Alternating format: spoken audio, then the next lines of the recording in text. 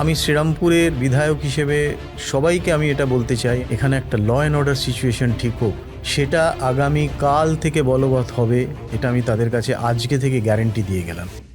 তৃণমূলের পক্ষ থেকে বারবার একটা উস্কানিমূলক মন্তব্য আসছিল যে আরে মমতা ব্যানার্জির উদারতা, বদলা নয় বদল চাই, আর আমি মমতা ব্যানার্জির মতো উদার নই।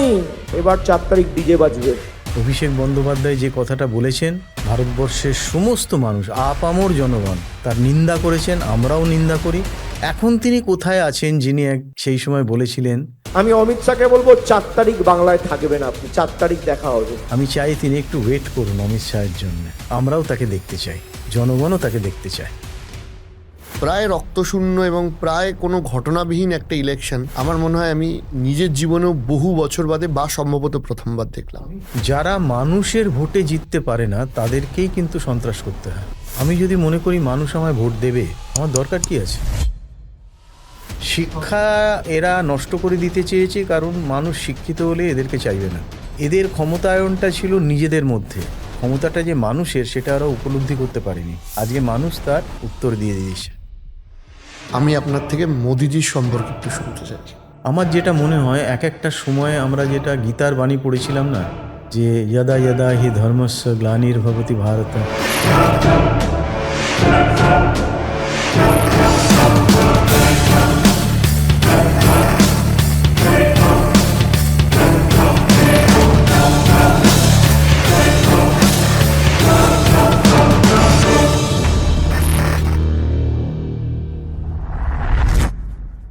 তো ভগবান কিভাবে আসে?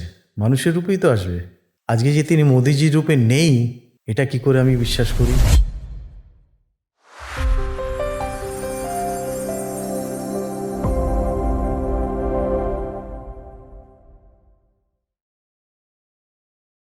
সো আমি আপনাকে শেষ 1-1.5 মাস ধরে প্রচুর খাটতে এবং হাঁটতে দেখলাম। অবশেষে শ্রীরামপুরের জয়ী বিধায়ক, কেমন লাগছে? ভীষণ ভালো, এ এক অনন্য স্বাদ। কারণ দীর্ঘদিনের আমাদের যে তপস্যা বলতে পারেন আমাদের রাজনৈতিক দলের, যার হাত ধরে এই দলটা তৈরি হয়েছিল, ডক্টর শ্যামাপ্রসাদ মুখোপাধ্যায়, একজন বাঙালি, আদ্যপ্রান্ত বাঙালি, হুম। তিনি বা তাকে কেন্দ্র করে এই দল সারা ভারতবর্ষের বিভিন্ন জায়গায় পদ্ম ফুটিয়েছে, আমরা বাংলায় ফোটাতে পারিনি। তো সেই বেদনা থেকে আজকে আমরা মুক্ত হলাম এবং আমরা বাংলায় পদ্ম ফুটিয়ে সেই যন্ত্রণা থেকে মুক্ত হলাম সবাই। আর যারা এই বাঙালি অস্মিতাকে নিয়ে কটাক্ষ করত, তাদের জেনে রাখা দরকার যে ডক্টর শ্যামাপ্রসাদ মুখোপাধ্যায়ের মতন শ্রেষ্ঠ বাঙালি বোধহয় এই বাংলায় আর নেই, বা যারা আছেন তাদের থেকে শ্যামাপ্রসাদ মুখোপাধ্যায় কিছু কম ছিলেন না। তার হাত ধরেই এই রাজনৈতিক দল, আলটিমেটলি এটাই রইল। এখানে একটা ব্যাপার, যে আপনাকেও আমি মাছ নিয়ে প্রচার করতে দেখেছি, মানে মাছ কিনতে যেতে দেখেছি। একটা বারবার যে এই যে দাগিয়ে দেওয়া হচ্ছিল যে বিজেপি বাঙালি বিদ্বেষী বা ইত্যাদি, যেটার জবাব আলটিমেটলি বাংলার মানুষ দিয়েওছেন। এইটা কতটা এই ভোট চলাকালীন চ্যালেঞ্জিং ছিল? কারণ আপনাকে বিশেষ করে রাজনৈতিক ব্যক্তিত্ব হিসেবে তো আমি ছোটোবেলা থেকে দেখিনি, আমার বাবার কাছ থেকে শুনেছি আপনারা একসাথে গান বাজনা করতেন, একটা ভরপুর বাঙালিয়ানা আপনার পরিবার এবং আপনার চারপাশে ছিল। স্টিল এই যে আরও একবার প্রমাণ করতে চাওয়া বা প্রমাণ করতে হওয়া, প্রমাণ দেওয়া মানুষের কাছে যে না আমরা বাঙালি, এটা কতটা চ্যালেঞ্জিং ছিল? দেখুন, আমরা প্রমাণ করার জন্যে কিন্তু চেষ্টা করিনি, কারণ প্রমাণ করার দরকার হয় না। কারুর একটা কথায় আমাকে বাঙালিয়ানা প্রমাণ করতে হবে, এই জায়গায় আমরা ছিলাম না। কিন্তু তার কথার একটা জবাব দেওয়ার দরকার ছিল। কিন্তু বাঙালি যারা, তারা তো মাছে ভাতে, তার বাইরে তো বাঙালি হয় না। তো আজকে সেই বাঙালিকে যদি কেউ কটাক্ষ করে যে বাংলায় বিজেপি এলে মাছ ভাত খাওয়া বন্ধ হবে, আমি তো 26 বছরের ওপর এই দলটার সঙ্গে আছি, তাহলে তো আগে আমার বন্ধ হয়ে যাওয়া উচিত ছিল। আমি তো রোজ মাছ ভাত খাই, আমার বাড়িতে সবাই মাছ ভাত খায়, আমার স্ত্রী ভীষণ মাছের ভক্ত, আমরা বাইরে গেলেও মাছ ভাত খাই। উড়িষ্যাতেও লোককে দেখেছি মাছ ভাত খেতে, সেখানেও বিজেপি। দিল্লিতেও দেখেছি মাছ ভাত খেতে, সেখানেও বিজেপি। যিনি এ কথাটা বলছেন তিনি বাংলার বাইরে বোধহয় যাননি। ফলে এটার উত্তর দেওয়ার জন্য আমরা নামিনি, আমরা নেমেছিলাম মানুষকে সঠিক বার্তা দিতে, যে যারা বলছে তারা আপনাদেরকে বিভ্রান্ত করার জন্য বলছে, আর কিছু না। দেখুন, ভোটে জেতা একটা তো বিষয় থাকে, যেটা সরকার গঠন হয়েছে।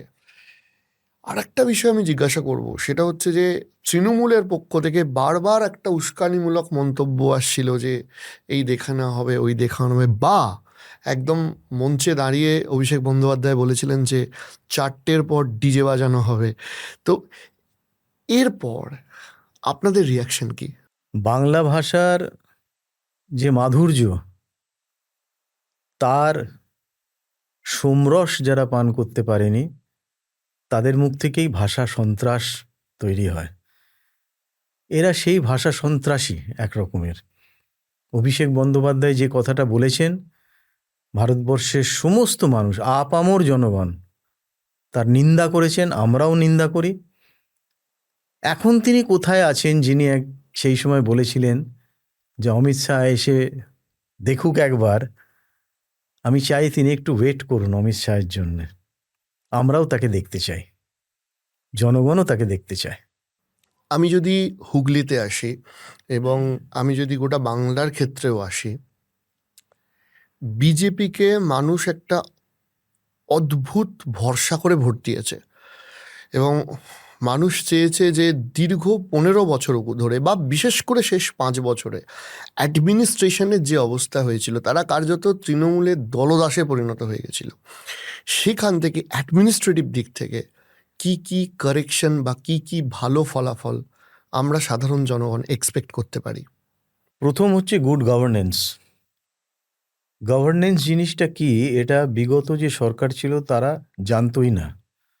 ফলে আমরা দেখেছি যে ট্রেডমিলে দাঁড়িয়ে নাকি বাজেট হয়ে যেত, আর সেই বাজেটের যে আর্থিক মূল্যায়ন আমরা দেখেছি কিভাবে হয়েছে। আজকে পশ্চিমবঙ্গ কোন জায়গায় এসে দাঁড়িয়েছে, যার 46,000 কোটি টাকা শুধু সুদ দিতে চলে যায় বছরে। ইন্ডাস্ট্রি নেই, কর্মসংস্থান নেই, রোজগার নেই। তার থেকে ডবল রোজগার হচ্ছে উড়িষ্যা গভর্নমেন্টের। তো এই অবস্থা থেকে বেরিয়ে এসে আমরা মানুষকে দেখাবো আগামী দিনে যে হোয়াট ইজ গুড গভর্নেন্স, এবং তার সঙ্গে সঙ্গে অন্যান্য স্বাস্থ্য, শিক্ষা, যেগুলোকে আজকে শেষ হতে দেখছি আমরা। সরকার পোষিত স্কুল প্রায় 8,200-র ওপর বন্ধ। আমার শ্রীরামপুরেতেই বল্লভপুর হাই স্কুল বন্ধ। আমার দুঃখ লাগছিল সেদিনকে যখন আমি যাচ্ছিলাম, ওখানে আমাদের ক্যাম্প হয়েছে, ওখানে আমাদের বুথ হয়েছে, সেগুলো ঘুরছিলাম। মানে বহু স্কুলে এডুকেশনের অবস্থা খুব হ্যাঁ, খারাপ। ভীষণ খারাপ। 26,000 শিক্ষকের শিক্ষা চাকরি বাতিল। এরা নষ্ট করে দিতে চেয়েছে, কারণ মানুষ শিক্ষিত হলে এদেরকে চাইবে না। অশিক্ষিত থাকলে এরা থাকবে, কিন্তু মানুষকে ওরা চিনতে পারেনি। এদের ক্ষমতায়নটা ছিল নিজেদের মধ্যে, ক্ষমতাটা যে মানুষের সেটা ওরা উপলব্ধি করতে পারেনি। আজকে মানুষ তার উত্তর দিয়ে দিয়েছে, এবং সঠিক উত্তর। এতদিন ধরে তারা বঞ্চিত বিভিন্ন জায়গায়। আমরা দেখেছিলাম আগে ইতিহাসের বইতে পড়তাম যে রঘু ডাকাত, কালু ডাকাত, যারা লুট করে নিয়ে এসে ধন দৌলত লুট করে নিয়ে আসতো, কিন্তু তারা বড় লোকদের থেকে লুট করে দরিদ্রের মধ্যে বিতরণ করত। আর এই সরকার দরিদ্রের মুখের চাল, রেশনের চাল, সেইটা চুরি করে নিজেদের পকেট ভরছে। তারা আজ বিস্মৃত, এরা আগামীকাল এই ইতিহাসের পাতায় নামটা লিখিয়ে ফেললো। আমার একটা প্রশ্ন আছে, কারণ আপনি আইনের সাথে সাথে শিক্ষার সাথেও যুক্ত ছিলেন দীর্ঘদিন। সিলেবাসের একটা তৃণমূলীকরণ হয়েছিল, যেখানে স্কুল এডুকেশনগুলোতে বিভিন্ন জায়গায়, যে ধরুন আমি যদি খুব বৃহত্তর ক্ষেত্র ধরে আলোচনা করি, তাহলে আমি জানি না যে সিঙ্গুর আন্দোলনের মতো একটা আন্দোলন থেকে যদি রতন টাটাকে, মানে টাটার মতো একটা শিল্পকে তাড়িয়ে দেওয়াটা একটা রাজ্যের জন্য কতটা উপকার হয়, কিন্তু সেটাও সিলেবাসে বাচ্চারা পড়তো। এই যে এডুকেশনের ওপর যে একটা তৃণমূলীকরণ, সেইটা থেকে কি এডুকেশনটা নিরপেক্ষ হবে? নিশ্চয়ই হবে, হয়েছে। আমরা সারা ভারতবর্ষে যে এডুকেশন সিস্টেম তাকে চেঞ্জ করেছি। আগে 3 বছরের পর সার্টিফিকেট দেওয়া হতো পাশ করলে, এখন প্রতি বছর পাশ করার পর তাকে সার্টিফিকেট দেওয়া হবে। তার কারণ, যদি কেউ ফার্স্ট ইয়ারে পাশ করেও সার্টিফিকেট পায়, সে তার মান অনুযায়ী, যোগ্যতা অনুযায়ী যদি চাকরি খুঁজে, তাহলে সে পাবে। সিলেবাসের মধ্যে এই যে জলকে পানি, বা বিভিন্নভাবে আমরা উর্দু ভাষার আগমন দেখেছি, এটার ব্যাপারটা বোধহয় সাধারণ মানুষ ধরতে পারেনি। যেটা আমি আজকে বলতে চাই, যে পশ্চিমবঙ্গকে বাংলাদেশের সঙ্গে যুক্ত করার একটা প্রচেষ্টা চলছিল, একটা বাইরের শক্তি এর সঙ্গে যুক্ত হয়ে গেছিল, যারা চাইছিল যে আমরা আবার নতুন করে সেই 1947 সালের আগে চলে যাই। সেটাকে একমাত্র আটকেছে ভারতীয় জনতা পার্টি সনাতনীদের জাগিয়ে। সনাতনী হিন্দুদের যে মাতৃভূমি, তাকে রক্ষা করার জন্য যে তাদেরকেই নামতে হবে দলবদ্ধ হয়ে, সেই বার্তাটা আমরা দিতে পেরেছিলাম সঠিকভাবে, এবং যে তার দেশকে অটুট প্রতিফলন রাখতে হবে। হয়েছে এই 92% ভোটে। রাইট, এতটা পোল হয়েছে। হুম। বিভিন্ন মানুষ বিভিন্ন কারণে ভারতীয় জনতা পার্টির নামে ইভিএম এর বাটন প্রেস করেছেন। কারোর হয়তো বাড়ির ছেলের চাকরি চলে গেছে, কারোর হয়তো ছেলেটা ভালো পড়াশোনা করেছিল, আজকে পশ্চিমবঙ্গে চাকরির অভাবে বাইরের অন্য কোনো রাজ্যে থাকতে হয়। কেউ বা হয়তো লোকাল কোনো তৃণমূল নেতার ঔদ্ধত্য কিংবা তার অত্যাচারে অতিষ্ঠ হয়ে ভোট দিয়েছে বিজেপিকে। আপনার কি মনে হয় যে পশ্চিমবঙ্গের বিজেপি আসার জন্য টপ 3টে কারণ, কোন বিষয়গুলোর জন্য বিজেপির আসাটা খুব জরুরি ছিল? প্রথম হচ্ছে দুর্নীতি। মানুষের ক্ষমতাকে নিজের ক্ষমতা ভেবে মানুষের প্রয়োজনীয় জিনিসকে লুট করে নেওয়ার যে প্রবণতা, তার বিরুদ্ধে মানুষ ভোট দিয়েছে। দ্বিতীয়ত হচ্ছে সুরক্ষা। যেখানে আইনের শাসন নেই, শাসকের আইন চলছে, সেখানে মানুষ বুঝতে পেরেছে যে তাদের যে পারিবারিক সুরক্ষা, মেয়েদের সুরক্ষা, ছোট ছোট ছেলে মেয়েদের সুরক্ষা নেই। পুলিশ দলদাসে পরিণত হয়ে গিয়েছিল। 3 নম্বর সবথেকে বড় পয়েন্ট যেটা, সেটা হচ্ছে আগেই বললাম আমি, যে মানুষ বুঝতে পেরেছিল যে এই বাংলাকে বাংলাদেশে রূপান্তরিত করার একটা চেষ্টা চলছে বৈদেশিক শক্তির দ্বারা। সেটাকে আটকাতে পারে একমাত্র বিজেপি, যার জন্যই বিজেপি ভোটটা পেয়েছে।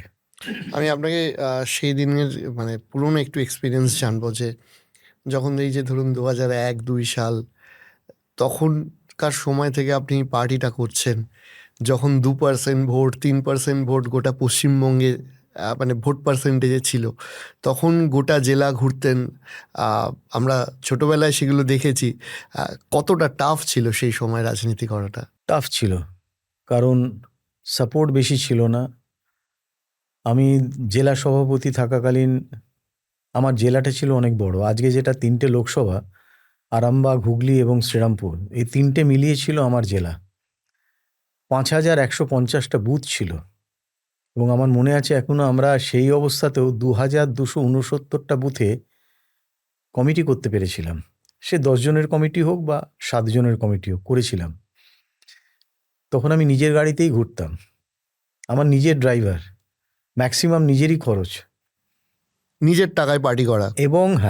এবং আমার প্রফেশন, সেটাকে আমি সাইডে রেখে দিয়েছি। আমার কলকাতায় চেম্বার ছিল 7/1A গ্রান্ট লেন, যেখানে সৌরভ গঙ্গোপাধ্যায়দের প্রেস আছে, চণ্ডী গাঙ্গুলির প্রেস, তার দোতলায়।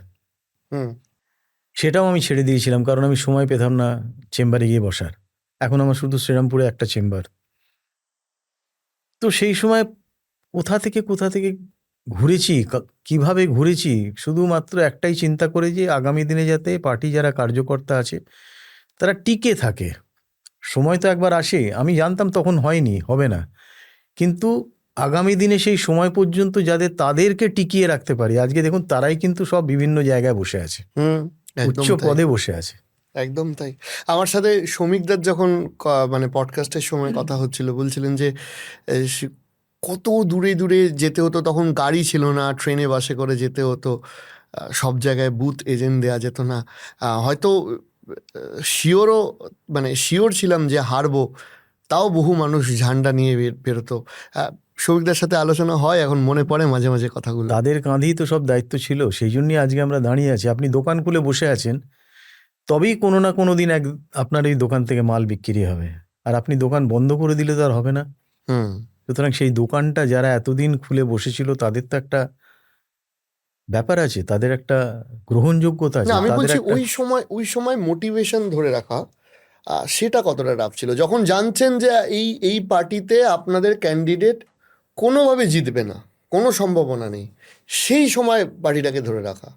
এই কারণেই আমরা মোটিভেটেড ছিলাম যে আমরা দেখেছি ভারতীয় জনতা পার্টিকে সারা ভারতবর্ষে 2টো সিট থেকে 100-র ওপর 180টার ওপর সিটে আসতে। যখন 2টো সিট ছিল, বাজপেয়ীজি আমাদের পার্লামেন্টে বলেছিলেন যে বিপক্ষরা যারা তারা কটাক্ষ করত যে আপনাদের তো দেখাই যায় না, হাম দো হামারা দো। উনি বলেছিলেন সময় আসবে, এর উত্তর সময় আপনাদের দেবে। তো সেই জায়গা থেকে যদি বিজেপি ঘুরে দাঁড়াতে পারে, এবং সবথেকে বড় কথা আপনি দেখবেন যে বিজেপির একটা নিজস্ব আদর্শ নীতি আছে হুম। যেটা এই মাটির শেকড়ের সঙ্গে যুক্ত। রাশিয়ার মাটি বা চীনের মাটির শেকড়ের সঙ্গে নয়, ভারতীয় জনতা পার্টি, ভারতের জনতা পার্টি নয়।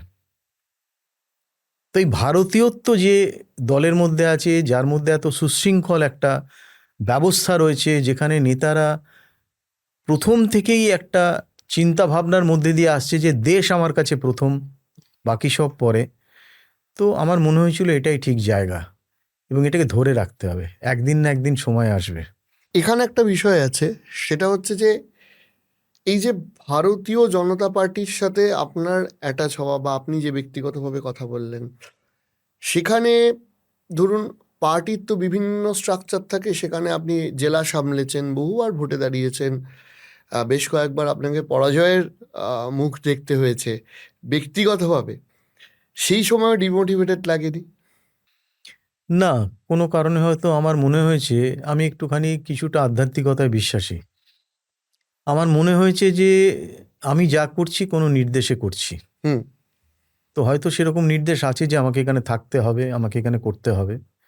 আমার যতটুকুনি ভূমিকা সেটা আমি পালন করি, পরে যেটা হবে হবে, সেটুকুনি আমি করে গেছি। আমি একদম সরাসরি চলে আসি 2026-এ, যখন মানে দেখতেন যে প্রায় উত্তর ভারত এবং মধ্য ভারতের মেনলাইন ইন্ডিয়ার ম্যাক্সিমাম স্টেট বিজেপি জিতে গেছে, সেখানে পশ্চিমবঙ্গ এখনও আপনারা একবারও ক্ষমতায় আসেনি। তো কেন্দ্রীয় নেতৃত্বের সাথে যখন কথা হতো বা বিভিন্ন রাজ্যের সাথে, একটা কি এটা প্রেস্টিজ ফাইট ছিল বঙ্গ বিজেপির জন্য? অবশ্যই 2021, 2024 ইলেকশনের পর যখন আমি বাজারে যেতাম, হুম।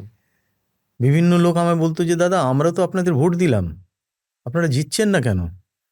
আমার কাছে খুব অবাক লাগতো, আমি নিজেও ভাবতাম এটা কি ব্যাপার।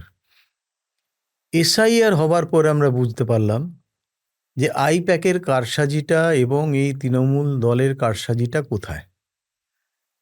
এই যে ফলস ভোট ঢুকেছিল, এই যে মৃত ভোটাররা ঢুকেছিল, ট্রান্সফার্ড ভোটার যারা এখানে নেই অথচ ভোটার লিস্টে আছে তারা ঢুকেছিল, ভোটটা আলটিমেটলি তারাই দিয়ে যেত এই সব তৃণমূলের যারা নেতা, তাদের মাধ্যমে। তো আমাদের মানুষ ভোট দিলেও ওই ভোটটাই ডিফারেন্স হয়ে যেত, আর ওরা ক্যালকুলেটিভ ওয়েতে যেত। যেমন শ্রীরামপুর বিধানসভায় এখন 281টা বুথ, দরকার নেই 33টা বুথে ওরা ডিফারেন্স করে দিল, হুম। হয়ে গেল সব খেলা ওখানেই। এবং এইভাবেই হতো। এবারে তার প্রমাণ হয়ে গেল যে এই যে ইলেকশনটা হলো, না রক্ত ঝরলো, না মানুষ খুন হলো, না কোথাও বোমা পড়লো। আমি অসংখ্য ধন্যবাদ দেবো আমার কেন্দ্রীয় নেতৃত্বকে, রাজ্য নেতৃত্বকে এবং প্রশাসনের সঙ্গে সঙ্গে আমাদের যে ইলেকশন কমিশন যে কঠোর হাতে যেটা করেছে, প্রতিটি মুহূর্তকে ট্রায়াল অ্যান্ড এরারের মধ্যে দিয়ে গেছে। একটা ঘটনা ঘটছে, সেটাকে আটকাতে কী করতে হবে, আবার একটা ঘটলো, সেটাকে আটকাতে কী করতে হবে। তো এই যে ট্রায়াল অ্যান্ড এরারের মধ্যে দিয়ে গিয়ে একটা সিস্টেমকে পরিষ্কারভাবে ধরে নিয়ে মানুষকে যে একটা সঠিক স্বচ্ছ এবং নির্বাচন। ইলেকশন কমিশনের এই জন্য ধন্যবাদ একটা প্রাপ্য, যে গোটা দেশের বিভিন্ন পলিটিক্যাল পার্টির বিভিন্ন মানুষের সাথে যখন আমাদেরও ইন্টারাকশন হয়েছে, কথা হয়েছে, বারবার যে অ্যালিগেশনটা বেঙ্গলকে নিয়ে উঠে আসতো যে এখানে ইলেকশনে রক্তপাত হয়, মানে বাইরের স্টেটের মানুষের কাছে পশ্চিমবঙ্গের ইলেকশনটা একটা ওয়ার লাইক সিচুয়েশন হয়ে গেছিলো। মানে ইলেকশন মানেই যুদ্ধ, বহু মানুষের মৃত্যু হবে, রক্তারক্তি হবে ইত্যাদি। প্রায় রক্তশূন্য এবং প্রায় কোনো ঘটনাবিহীন একটা ইলেকশন আমার মনে হয় আমি নিজের জীবনেও বহু বছর বাদে বা সম্ভবত প্রথমবার দেখলাম। আমি সম্ভবত এটা আমার প্রথমবার দেখলাম আমার এত বছরের জীবনে। বামপন্থীদের সময়ও হয়েছে, কংগ্রেসের সময়েও আমরা দেখেছি, 1971 সালেও আমরা দেখেছি বরানগরের ম্যাসাকার। আর তো এদের সময় তো আমরা বারবার ফিরে ফিরে দেখেছি। তার কারণ যারা মানুষের ভোটে জিততে পারে না তাদেরকেই কিন্তু সন্ত্রাস করতে হয়। আমি যদি মনে করি মানুষ আমায় ভোট দেবে, আমার দরকার কি আছে? আমি কাজ করব, আমার কাজ দেখে ভোট হবে। এর থেকে তো আর বড় কিছু হতে পারে না। আপনি একটা কথা বলুন আমাকে, এবারে এই যে ভোটে দাঁড়ালেন, কবে আপনি জানলেন, কিভাবে প্রিপারেশন, মানে আপনার সাথে আমাদের কথাবার্তা আড্ডা এগুলো অনেক পরে হয়েছে, এই ভোটে দাঁড়ানোর পিছনের একটু স্টোরিটা একটু বলুন। এটা অ্যাকচুয়ালি আমি এবারে ভোটে দাঁড়াবার জন্য কোনো মেন্টাল প্রিপারেশন ছিল না। আমি পাওয়ার ফিন্যান্স কর্পোরেশন ইন্ডিপেন্ডেন্ট ডাইরেক্টর ছিলাম।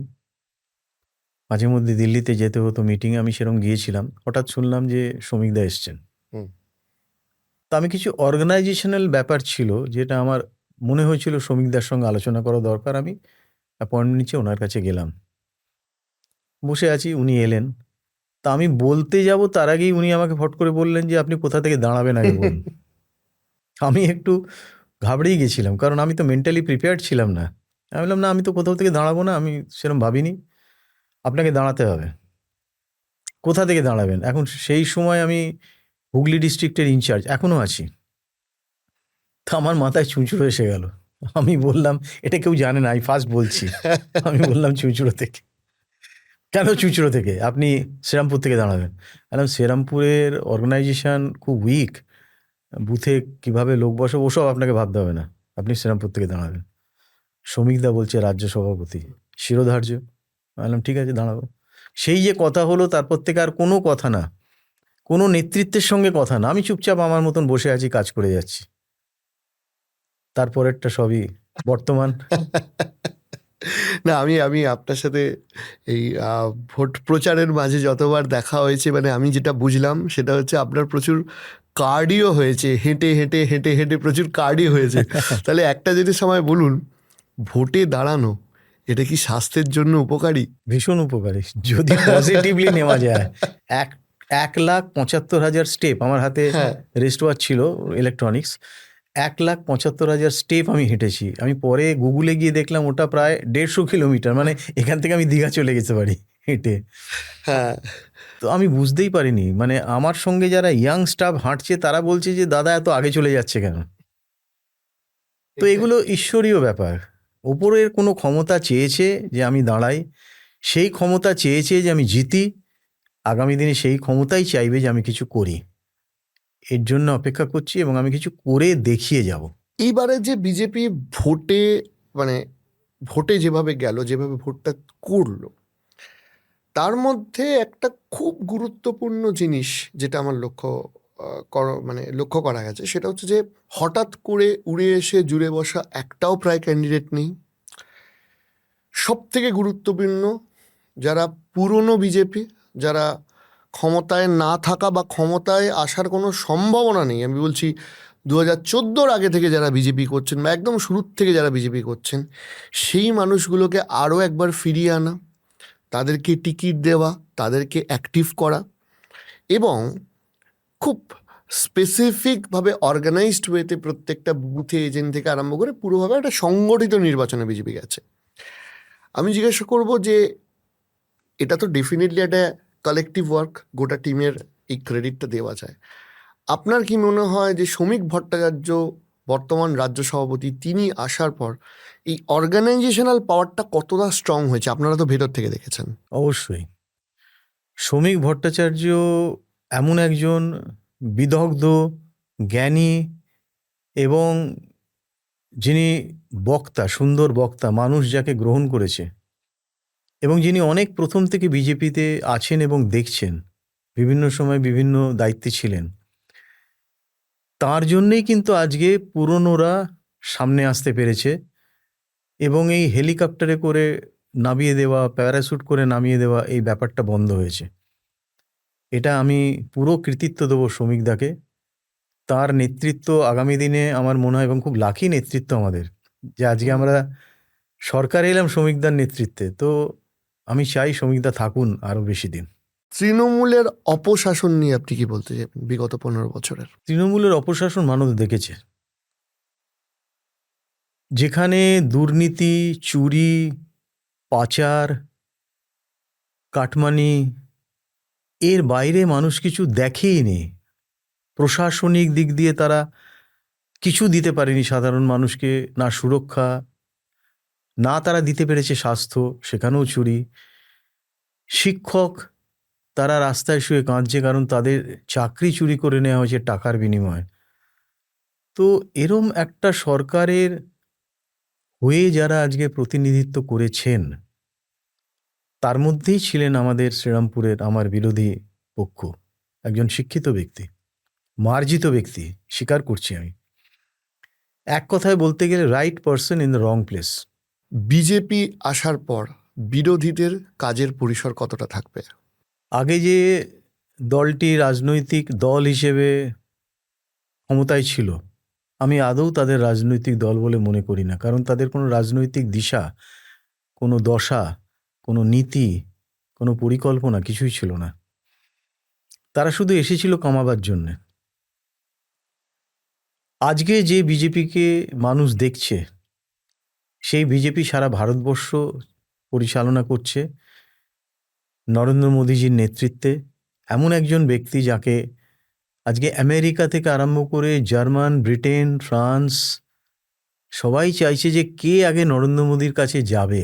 ওয়ার্ল্ডের সব থেকে পপুলার সব থেকে পপুলার নেতা, তার নেতৃত্বে এই দল যখন ক্ষমতায় এসেছে পশ্চিমবঙ্গে, যিনি বারবার বলেছেন ডাবল ইঞ্জিন সরকার, তো মানুষ এবার দেখবে যে আসল পরিচালন ব্যবস্থা, গুড গভর্নেন্স কি, এবারে আমরা সেটা দেখাতে পারবো। এবং সব থেকে বড় কথা হচ্ছে, যেটা প্রথমেই আমি শ্রীরামপুরের বিধায়ক হিসেবে সবাইকে আমি এটা বলতে চাই, আমার যারা নির্বাচক মণ্ডলী, যারা আমায় ভোট দিয়ে জিতিয়েছেন, যে আশায় জিতিয়েছেন যে এখানে একটা ল অ্যান্ড অর্ডার সিচুয়েশন ঠিক হোক, আইনের শাসন আসুক, শাসকের আইন নয়, সেটা আগামী কাল থেকে বলবৎ হবে, এটা আমি তাদের কাছে আজকে থেকে গ্যারেন্টি দিয়ে গেলাম। এটা ভাস্কর ভট্টাচার্যের গ্যারেন্টি, মোদির নয়।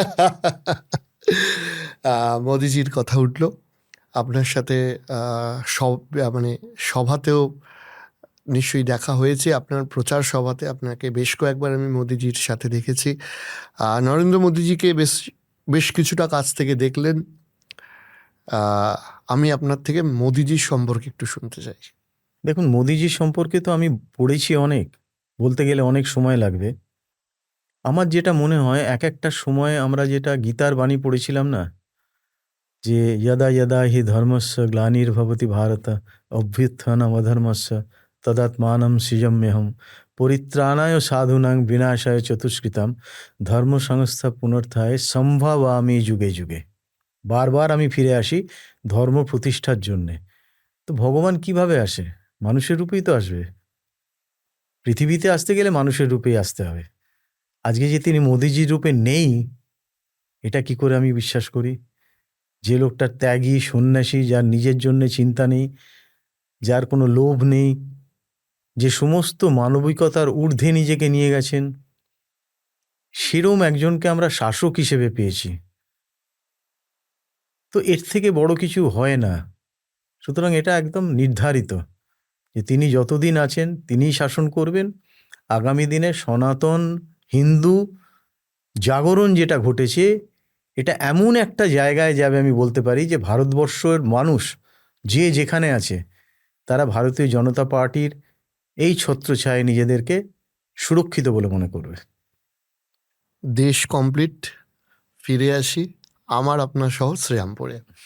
শ্রীরামপুর নিয়ে আমাদের নতুন বিধায়ক ভাস্কর ভট্টাচার্য মহাশয় কি কি ভাবছেন, আমরা শ্রীরামপুরবাসী আপনার থেকে কি কি এক্সপেক্ট করতে পারি? 2016 যখন আমি নির্বাচন লড়েছিলাম, তখন আমার যেটা প্রথম সংকল্পপত্রে ছিল, আজও সেটা আমার প্রথম সংকল্পপত্রের পয়েন্ট, শ্রীরামপুরকে আমি পর্যটন মানচিত্রে নিয়ে আসার চেষ্টা করব। যেটা শ্রীরামপুর ডিজার্ভও করে। ডিজার্ভ করে। এত পুরনো শহর, শ্রীচৈতন্যদেবের পাদস্পর্শ, মাহেশের জগন্নাথ মন্দির, খ্রিশ্চান মিশনারিজদের এত বড় একটা কলেজ, শ্রীরামপুর কলেজ, যার লাইব্রেরি এশিয়ার দ্বিতীয় বৃহত্তম, এবং আরও যে অন্যান্য জায়গা আছে, প্রথম মুদ্রিত পত্রিকা যেখানে বাংলা হরফ প্রথম হয়েছিল।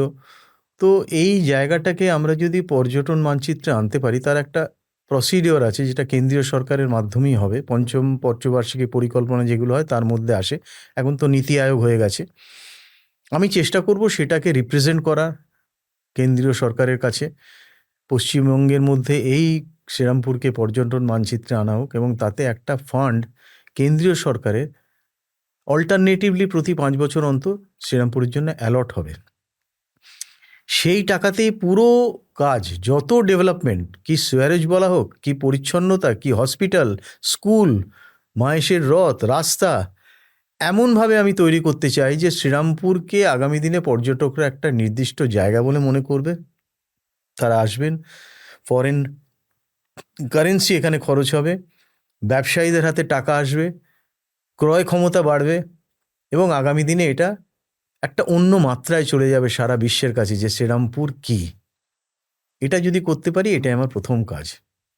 মানে আপনি বললেন, তাই আমাদের তরফ থেকে একটা দাবি রইল যে শ্রীরামপুরে এতটা অংশে একটা গঙ্গা রয়েছে, গঙ্গার সৌন্দর্যের জন্য যদি কিছু করা যায় সেটা হবেই। আমাদের কাছে অনেক গর্বের হবে। শ্রীরামপুরের সৌন্দর্য হওয়ার মানে তো গঙ্গা, গঙ্গার সৌন্দর্য সেখানে স্পোর্টস অ্যাক্টিভিটি, একদমই তাই, সব কিছু হতে পারে। সব নির্ভর করছে এই পর্যটন মানচিত্রের উপর। একদমই তাই। আমি আরেকটা খুব গুরুত্বপূর্ণ বিষয়ে আসবো, যেটা হয়তো মানে যেটা এই ভোটের সাথেও রিলেটেড। পানিহাটি কেন্দ্রে রত্না দেবী জিতেছেন, অভয়ার মা জিতেছেন। আমি শুধু একটা কেন্দ্র বলছি না, আমি বলছি গোটা রাজ্যে নারী নিরাপত্তা একটা প্রশ্ন চিহ্নের মুখে পড়েছিল। আমরা এরকম ঘটনাও দেখেছি যে তৃণমূলের ছাত্রনেতা তারই ল কলেজে, সেই কলেজেরই ছাত্রীকে তার বিরুদ্ধে ধর্ষণের অভিযোগ উঠেছে। নারী নিরাপত্তা একটা বিরাট বড় ইস্যু আজকের পশ্চিমবঙ্গে। বিজেপি এই নারী নিরাপত্তা নিয়ে কি করতে চাইছে, বা কোথায় কোথায় তারা আরো স্ট্রিক্ট হতে চাইছে? অবশ্যই কিছু করতে হবে আমাদের। এটা নিয়ে আমাদের প্রত্যেককে বসে চিন্তা করতে হবে। কলকাতার সেই দিন যেদিনকে রাত্রি জেগে মানুষ দৃঢ় সংকল্প হয়ে কঠিন একটা সিদ্ধান্ত নিয়েছিল, তারই প্রতিফলন ঘটেছে অভয়ার মার জেতার মধ্যে দিয়ে। মানুষ ভোট দিয়েছে ওই জন্যেই যে তারা চায় আমরা আগামী দিনে এই যে নারী নিরাপত্তা সেটা নিয়ে কিছু ভাবি। এবং এটা শুধু মুখে বলবো এটা ঠিক না, এর একটা সঠিক পরিকল্পনা হওয়া দরকার। প্রশাসন এটাকে কিভাবে নিয়ে যাবে, আমরা কিভাবে এটার ফলো আপ করবো, এটার কিভাবে ইমপ্লিমেন্টেশন হবে প্রপারলি, সেটার উপরই সব কিছু নির্ভর করবে। এবং আমি দৃঢ় বিশ্বাস আমার আছে যে আমাদের যারা ক্যাবিনেটে যাবেন তারা এটা নিয়ে চিন্তা করবেন আগামী দিনে এবং এটা নিয়ে একটা কিছু ব্যবস্থা করা হবে খুব শীঘ্রই। প্রশাসনকে আমরা দায়বদ্ধতায় বাঁধতে চাই, অ্যাকাউন্টেবিলিটি। একদমই তাই। আমার শেষ প্রশ্ন, অনেকক্ষণ আপনাকে আটকে রেখেছি। দেখুন, এই রাজনীতিবিদ বা এগুলোর বাইরে আপনার সাথে মানে আমার যে বাবার বন্ধুত্ব, সেটা সূত্রপাত হচ্ছে গান। এবার আমি আপনাকে ভোট প্রচারে হোক বা ভোট প্রচারের আগেও হোক, আমি বারবার গান গাইতে দেখেছি। তা বিধায়ক ভাস্কর ভট্টাচার্য কি মাঝে মাঝে গান করবেন, হ্যাঁ, করি তো। নাকি এই কাজের চাপে আর গানটা ভুলে যাবেন? না, এটা আমি এখনো ভুলতে পারিনি। আমি দেখলাম এটা হয়তো ভগবান দত্ত। হুম, আমি গাই, এখন প্রয়োজনে গাই, যেরম মনে হয় সেরম গাই নিজের মতো করে। ভালো মন্দ আমি জানি না, হুম। যে শ্রোতা সে বুঝবে যে কি ভালো হলো কি খারাপ হলো। প্রচারে সব থেকে মজার কি কি এক্সপিরিয়েন্স একটু যদি শেয়ার করেন? প্রচারে মজার এক্সপিরিয়েন্স বলতে আমি কিছু কিছু জায়গায় গেছি, আমাকে ধরে গান গাইতে বসিয়ে দেওয়া হয়েছে। তো আমি গান গেয়েছি, রবীন্দ্রসঙ্গীত গেয়েছি। একটা জায়গায় আমরা দেখলাম যে বাংলা নববর্ষ হচ্ছে, সেখানে আমি গেলাম। আমি এমনি বসেছিলাম পাশে, তো আমাকে ডেকে মঞ্চে তুলে গান গাওয়ানো হলো। আবার আমি সেদিন বাংলা গানই গাইলাম, রবীন্দ্রসঙ্গীত। গানটা হচ্ছে প্যাশন। একটা মানুষ গান জানে বা গান গায়, কবিতা বলে, পাখি ভালোবাসে, শিশুদের ভালোবাসে, তবেই সে পরিপূর্ণ মানুষ। তার মধ্যে কিন্তু তখনই আরেকজনের প্রতি কিছু করার ইচ্ছে, জেদ, ভাবনা আসে যদি সে সত্যিকারের মানুষ দরদি হয়। তো এইগুলো মানুষের মধ্যে থাকা দরকার আছে আমার মনে হয়। হয়তো সবাইকার মধ্যে নেই মানেই যে সে মানুষ নয় তা আমি বলছি না, কিন্তু এগুলোতে একটা সফট কর্নার তৈরি হয়। অটল বিহারী বাজপেয়ীজি খুব ভালো কবিতা লিখতেন, তো তিনিও একজন কবি ছিলেন। এগুলো একটা হয়ে যায় কিছু কিছু মানুষের মধ্যে, আমার মধ্যে সেরকম একটা হয়তো ছিল। আমি রাজ্যেও অনেক সময় অনেক প্রোগ্রামেতে আমাকে বলেছে এসো ভাস্কর গান গাও, আমি গান গেয়েছি। তাহলে গান আপনার জীবনে একটা অঙ্গ হতে। অঙ্গ, আমার ফ্যামিলি গানের মধ্যে আছে। এবার এবার এবার এবার একটা জিনিস, সেটা হচ্ছে যে আমি শেষ হয়ে হইল না শেষ, এই যে বিধায়ক হওয়ার পর তো ডেফিনেটলি কনগ্র্যাচুলেশনের বন্যায় মানে ভেসে যায়। আপনার সাথে যেটুকু টাইম আমারও কথা হচ্ছিল দেখছিলাম পরের পর ফোন আসছে, এখনও ফোন আসছে। ইনফ্যাক্ট সব থেকে মজাদার বা আপনি হতবাক হয়ে গেছেন এরকম ফোন কি এসছে এখনো, যে আরে বাবা এই ফোন করলো? এসেছে এসেছে, আমি অবাকও হয়েছি, হুম। কিন্তু আমি সেটা এখন নাম এখানে বলতে চাইছি না। বিভ্রাট আর তৈরি হোক এটা আমি চাই না। আমরা এখন নতুন সূর্য, নতুন দিশা, নতুন দিক নিয়ে আলোচনা করব। নতুন দিগন্ত মানুষের সামনে খুলে দিতে হবে আগামী দিনের জন্যে, যাতে তারা প্রাণ ভরে নিঃশ্বাস নিতে পারে, পুরো জায়গায় অক্সিজেন পেতে পারে, ফ্রেশ অক্সিজেন, যেখানে কোনো দুর্নীতির গন্ধ থাকবে না। একদমই তাই। মানে অনেক অনেক অনেক শুভেচ্ছা রইল আপনাকে। আমাদের কাছে, আমার কাছে আপনি সেই আমার বাবার বন্ধু ভাস্কর কাকুই থাকবেন। মানুষের জন্য আপনি আরও অনেক কাজ করুন। শ্রীরামপুর তথা বাংলাভাষীর অনেক এক্সপেকটেশন আপনাদের থেকে, অনেক স্বপ্ন নিয়ে অনেক মানুষ অনেক রিস্ক নিয়ে এই ভোটটা দিয়েছে। অনেকে, আমি এরকম মানুষকে দেখেছি, মানে মানুষ বলতে আমাদের জেনারেশনের, আমাদের বন্ধুবান্ধব, আমার থেকে 5-6 বছরের ছোট ছেলেমেয়েরা, যারা আজকের ডেটে আমাদের প্রায় পুরো ব্যাচটা ব্যাঙ্গালোর, চেন্নাই, পুনে, মুম্বাই, দিল্লি এই সব জায়গায় থাকে। তারা ফ্লাইট কেটেছে, তারা ট্রেন ধরেছে, তারা গোটা পরিবার নিয়ে 1-1.5 লক্ষ টাকা খরচা করেছে, কেউ চেন্নাই থেকে এসছে শুধুমাত্র অনেক স্বপ্ন দিয়ে আজকের দিনটা দেখবে বলে। 207 জন বিধায়ক, তাদের চেষ্টা থাকবে যে পশ্চিমবঙ্গ যাতে বৃদ্ধাশ্রম না হয়ে যায়। একদমই সেই স্বপ্নটা পূরণ হোক এই আশা রাখি। অনেক অনেক আরও ধন্যবাদ। একবার ধন্যবাদ আজকে সময় দেওয়ার জন্য।